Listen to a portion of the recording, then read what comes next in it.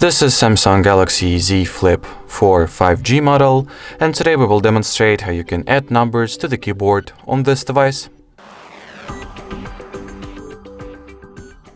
So first of all, you need to, either launch the keyboard and go for settings from here by tapping on this cog icon, or you can also just open the general settings app.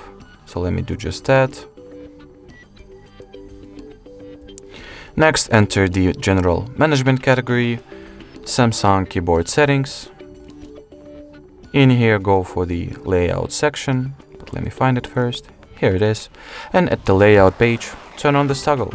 And as you can see, this will essentially mean that we have successfully activated the separate number line on top of the characters at the keyboard of this device.